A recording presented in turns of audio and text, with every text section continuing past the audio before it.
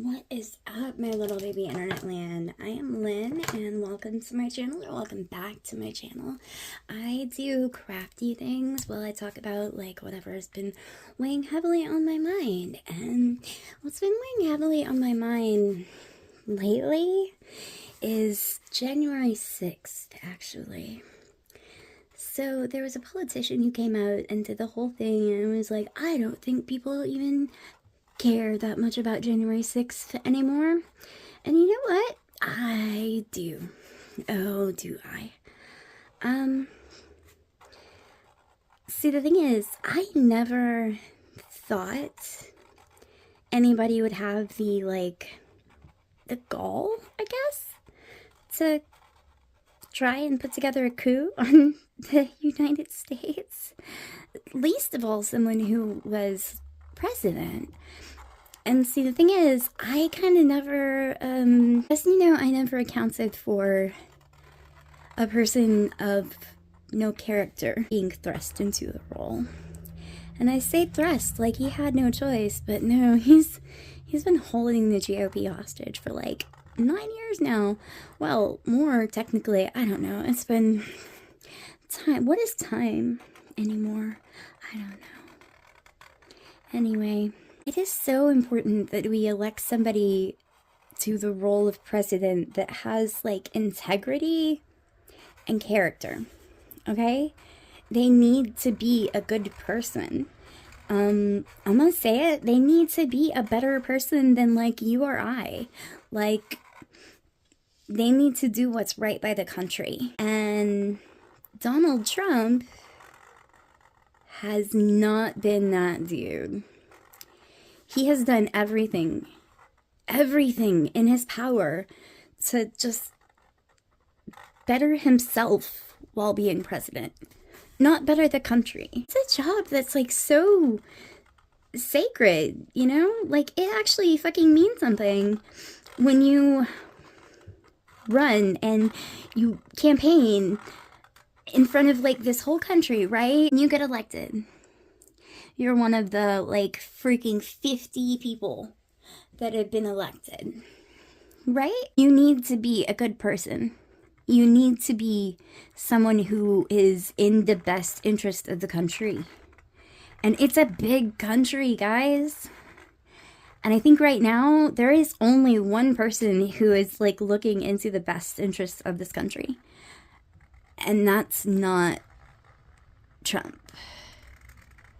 It's not Trump at all. Trump, when he gets into power, he likes to stay in power. And if he doesn't get to stay in power, well, that's just the thing. He's gonna claim victory, right? He's told us that. Like, literally, those are words from his mouth. Like, it doesn't matter if you're winning or losing, you have to claim victory. These are things he has said. And we know it doesn't matter how many votes are in at night.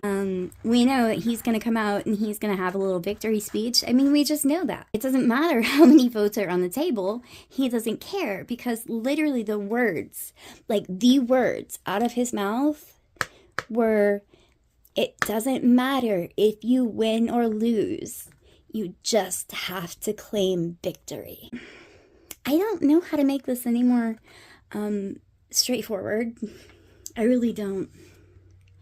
Because this is just what's going to happen. He's going to do this. This is going to be a thing he does. It doesn't matter how many votes are out there. And I've seen some videos on this website, on the Tube View in the past couple of days that have really got me concerned.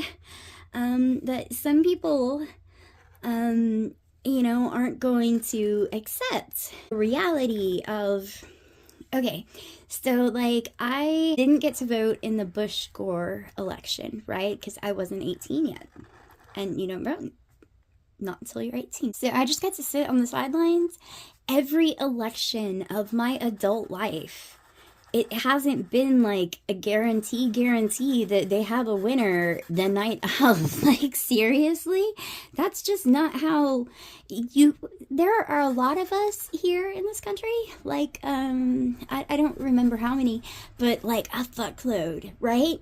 And that's a lot of ballots that have to be counted. And guys, we can't look for an answer the night of election night. Let's be real. I'm gonna say it. Let's be fucking for real. It's not gonna happen. So it's gonna be interesting when he comes out at, like, 1 a.m. and he's like, oh, victory speech time.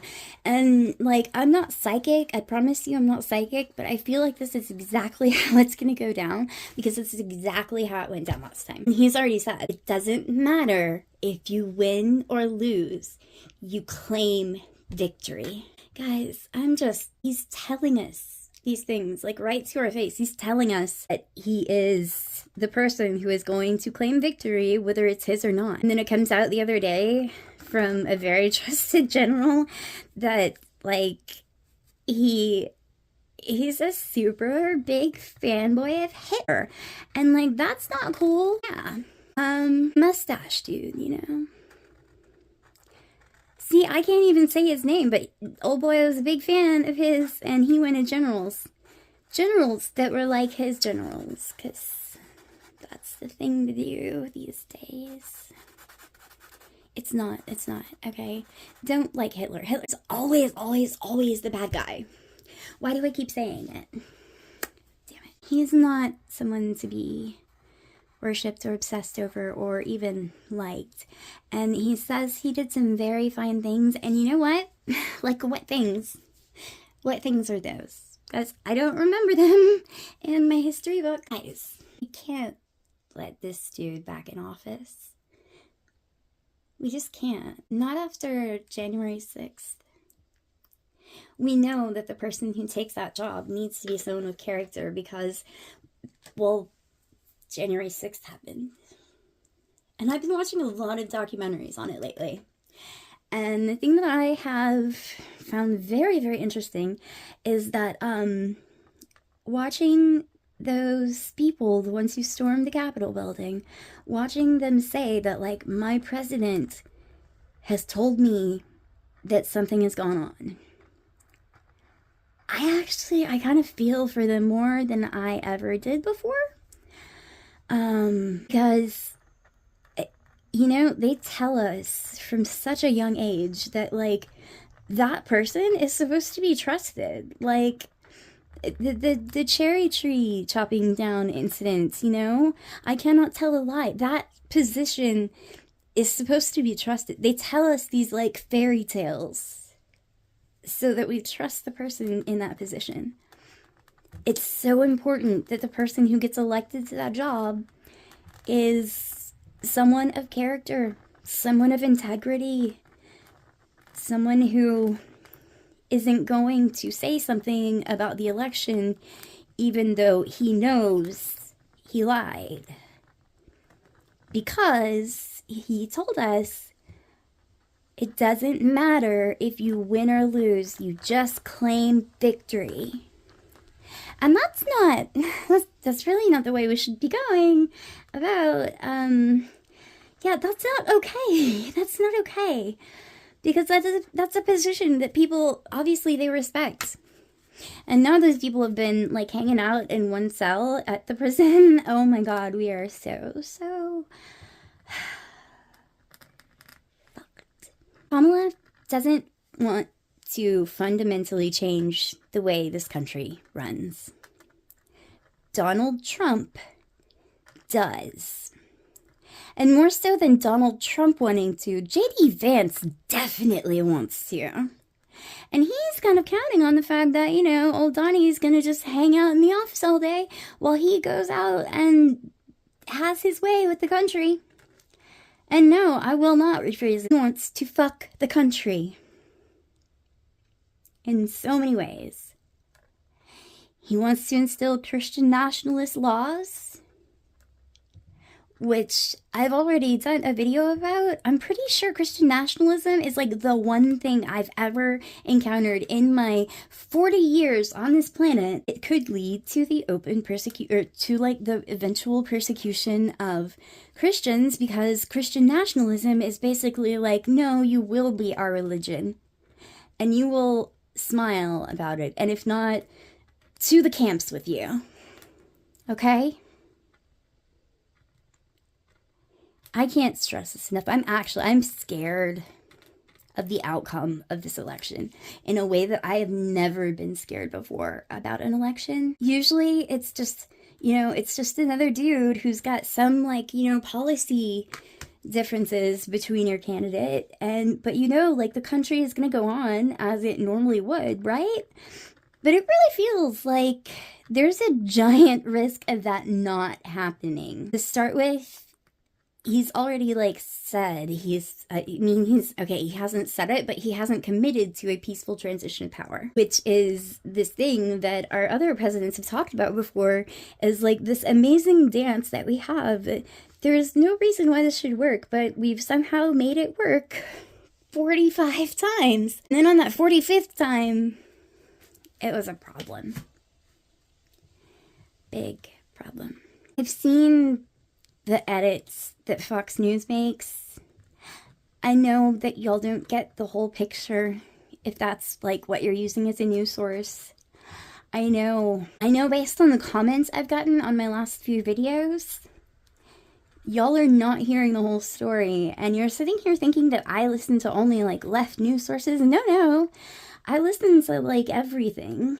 I let YouTube autoplay, and anytime you let YouTube autoplay, it takes you to some very interesting corners of the internet, okay?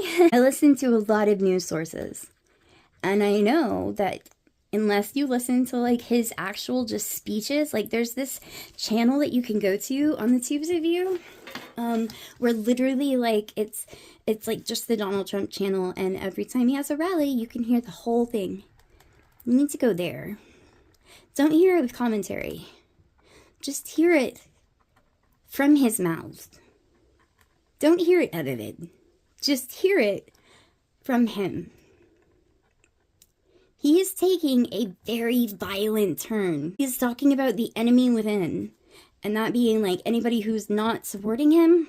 So I'm gonna quote Mick Foley here in his video. Who is that? Is that me? Is that you? Is that like half of us? I don't know. I just know that this vision that he seems to have in his head of America is not the vision that we're experiencing. Because like I can look outside my door and like, dude, I'm not occupied. I don't know like about you. No, can't stress this enough. I don't think everybody is getting the full picture of him. And I think if you just listen to his rally from like his channel, just try that. Just like, I don't understand. Is everybody just this violent in this country? That the words he's saying are like hitting a tone or like striking a chord, or I don't know, whatever the metaphor is. I don't understand. Can you explain it to me like I'm 5? Like, bust out the crayons if you need to, but like I'm not picking up what he's putting down as the America that I have come to love over my almost damn near half a century of life in it. And I've lived all over in it, and I still love the damn place. So go figure. I feel like he's got a picture in his head, and it's not what's happening in this country. And I don't know who's giving him this picture. I really, really don't. God, I wish they would stop. We've got a week and a half left to go. Vote accordingly. Peace out, my lovelies.